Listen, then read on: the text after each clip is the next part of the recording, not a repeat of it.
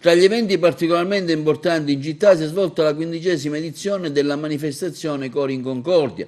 Diversi gli appuntamenti in calendario: alla Valle dei Templi il venerdì presso il Tempio della Concordia, sabato presso la concattedrale di Agrigento a San Domenico, poi quella di domenica 10 novembre a conclusione presso la cattedrale. Per l'occasione si è voluto anche festeggiare i 50 anni del sacerdozio del maestro Liberto. Quest'anno, oltre alla partecipazione dei cori storici siciliani, si è esibito durante la rassegna teatrale il coro del Conservatorio Fausto Torrefranca di Vibo Valentia, istituzione musicale di grande valore artistico guidata dal giovane direttore Gianfranco Cambareri. Noi abbiamo accolto con grande piacere l'invito che ci è stato rivolto dal presidente del coro Santa Cecilia, il dottor Beppe Montana, insieme d'accordo con il maestro Giuseppe Liberto. Io ho avuto la gioia di essere presente qui 2 anni fa con il mio coro, il coro Dominicus, e quest'anno mi ritrovo con il coro del Conservatorio Fausto Torrefranca.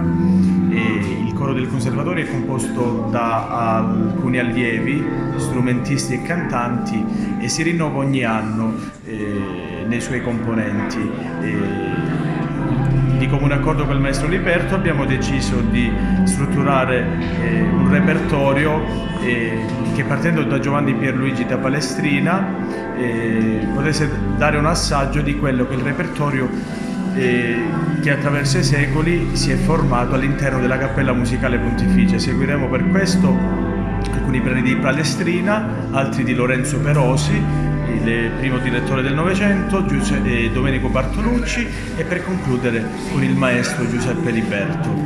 Era metà luglio e ero passato di qui per andare ad Acireale, dove darmi un premio, eccetera.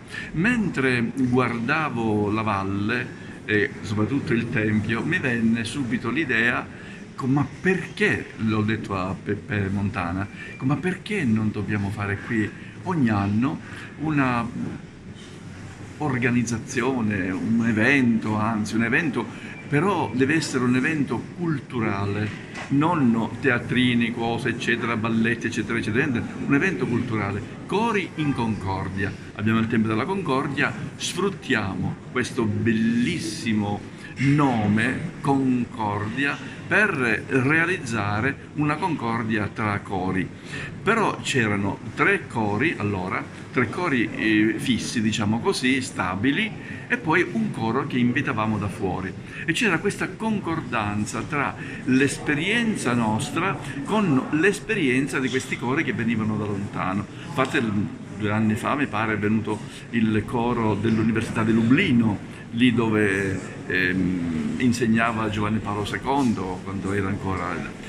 Per cui, nonostante le grandi difficoltà che in questi anni abbiamo avuto, tuttavia noi stiamo continuando a realizzare questo evento culturale